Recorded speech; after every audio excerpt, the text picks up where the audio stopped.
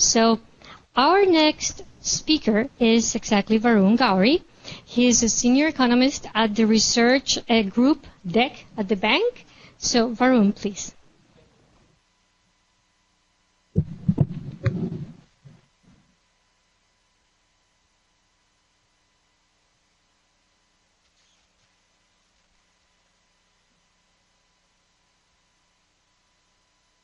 So far this morning, we've been discussing health and priority setting under the general idea that we ought to be providing, with the question about what we ought to be providing, with the general, loosely utilitarian idea that we should be providing as much health benefits to as many people as possible.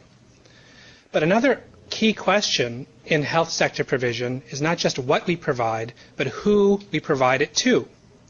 There are arguments that certain people, say first responders, people who've sacrificed their lives in war, others deserve priority in receiving health benefits, and some countries set up special systems for them.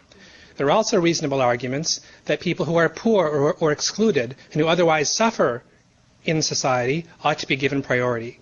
I think this contributes to the Gordian knot that Dr. Jaime Caro mentioned. It's not just what we provide, but who we provide it to. The first is broadly utilitarian. The second is much more closely tied to a rights-based understanding. This is where things get very complicated. What I want to talk about in the few minutes I have is the question of equity. When courts get involved, who benefits? Let me say before beginning that I've been interested in this question about the impact of constitutional, social, and economic rights litigation for several years. I've done some work on the causes and consequences of this litigation, and as David mentioned, and am now involved in a couple studies of compliance with court rulings. Our department is collaborating with the Supreme Court of Costa Rica they have a tremendously interesting database on compliance with court rulings, and we're working with them to analyze some of that data, and they're developing a study of compliance with tutelas in Colombia in collaboration with the Constitutional Court there. But now, what I want to talk about is equity. But before doing so, let me just say, to give you a size of the scale of the phenomenon.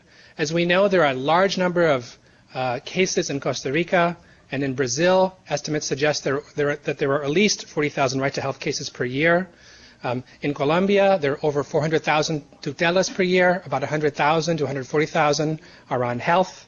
In Indonesia, broadening from health to also education, there's a constitutional provision that the government needs to spend 20% of its expenditures on education. The court decided to enforce that with a dramatic increase in health expenditures in Indonesia. In Hungary, the court struck down a World Bank IMF austerity package some time ago.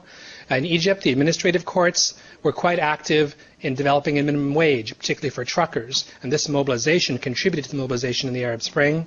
The United States, of course, does not have a constitutional provision on social and economic rights, but state constitutions do. There's a lot of litigation at the state level in the United States on social welfare, on education. One could multiply examples from Nepal, Argentina, India, which I'll talk about, South Africa, which I'll talk about, Ireland, even Kenya. It's becoming a very widespread phenomenon.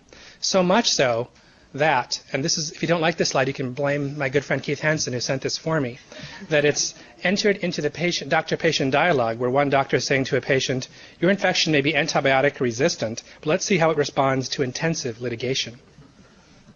When litigation enters everywhere, what happens? There's a long-standing critique of this phenomenon that takes various forms. One critique is that courts are very weak. They have neither the sword nor the purse. They do very little. Another critique is that they shouldn't get involved in markets. They use their own set of priorities, substituting for the priorities of the democratic legislature or of markets themselves, and it leads to bad outcomes that can't handle trade-offs. Judges sometimes look like that. Do you want that person making decisions for you? They're not equipped to handle complicated questions, is another critique. And finally, what I want to focus on is elite capture.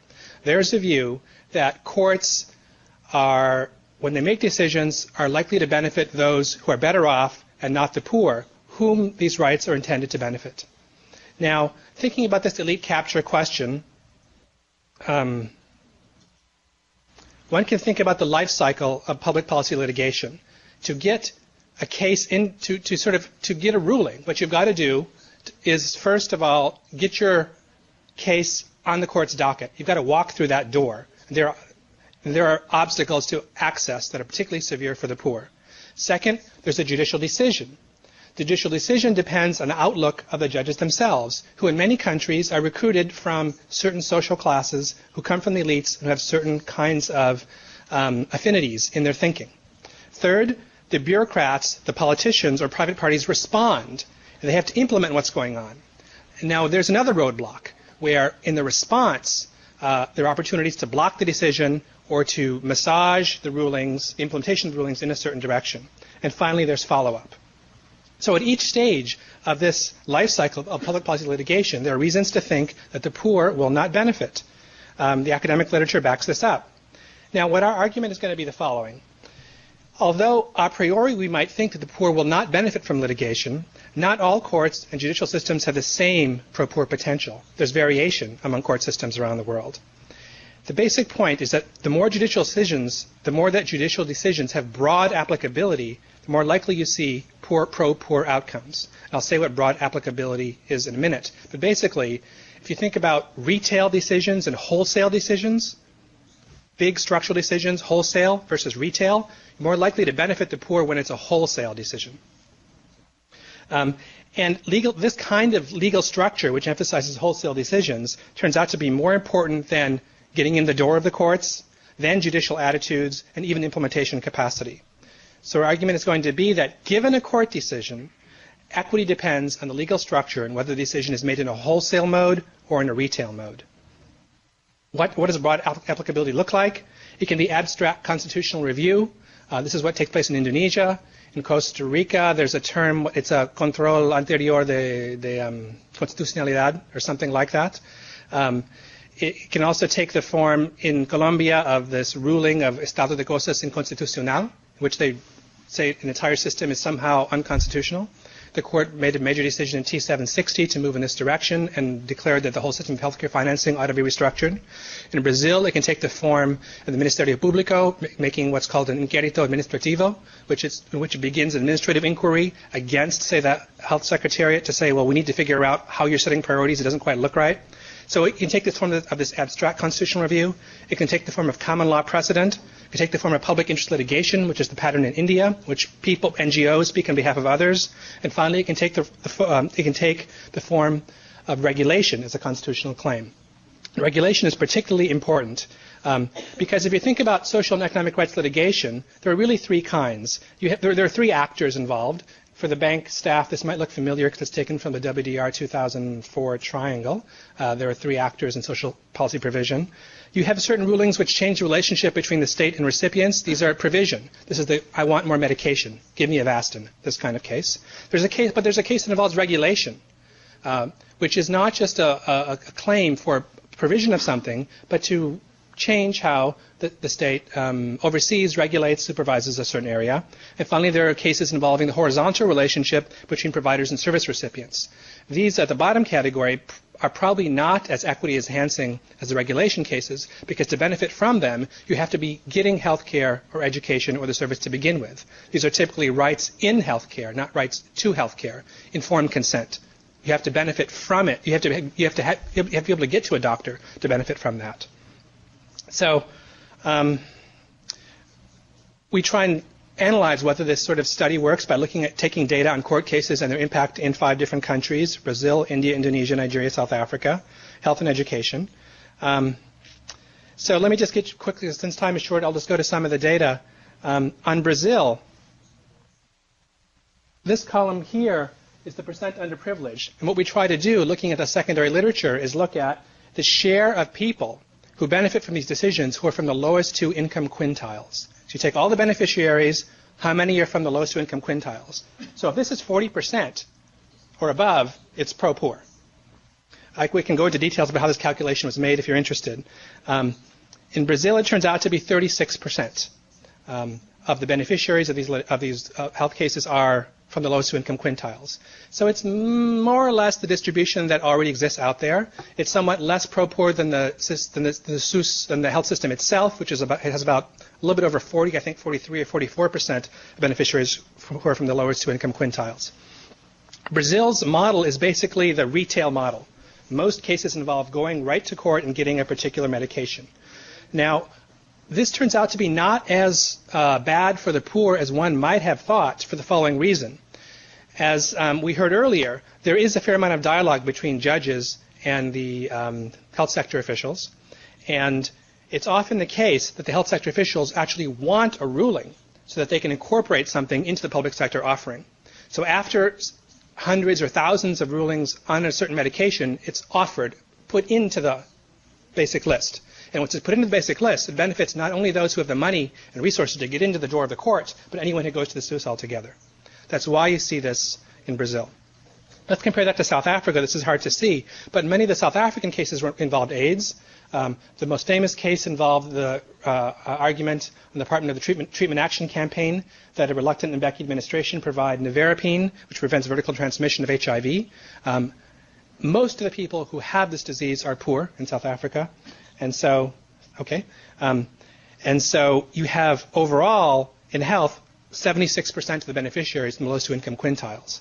South African system is common law precedent. When you issue a ruling, it affects everybody. It's binding on all courts, binding on all the provinces. The wholesale model reaches more people. I'll skip Indonesia and Nigeria. In India, let me just say that, let me focus on the second case, this Delhi vehicular pollution case. This was a case in which people went to the Supreme Court of India and said that the air is dirty in Delhi. It took a long time to resolve this case, and finally, 2001, a more definitive ruling was issued, which the court said you've got to clean up the air in a variety of ways. Commercial vehicles switch to compressed natural gas. One can observe the decline in respiratory illness and asthma as a result of this ruling, and one can then look at who are the main sufferers of asthma and respiratory illness, and they tend to be more the poor than not. So 47% of the benefits went to the poor in a ruling like this. Again, a wholesale regulation case was much more tended to be pro-poor. But of course, the asthma and respiratory illness is distributed across the population, so it's not entirely pro-poor. So let me, this slide just basically says that when you try and explain the underprivileged share, which is the last column there, the best predictor is this broad applicability argument and not things like implementation capacity, even the win rate. There's a very high win rate in a country like Brazil. You know, in our sample of 4 states, 82% of the time the litigant won. But that's not related to underprivileged share because, again, those who are winning are those who can afford to get into the court. So there's some things we can't observe. We can't see who loses as a result of who wins. You know, this sort of what happens to the budget as a result and some other things. But let me just wrap up because time is short. Basically, the point I want to drive home is that when it comes to distributive effects, not all courts are the same. Judicial decisions with broad applicability are able to avoid an anti-poor bias, and the empirical investigation bears out the theory, the a priori theory, that wholesale litigation tends to be more more equitable than retail litigation. Thanks so much.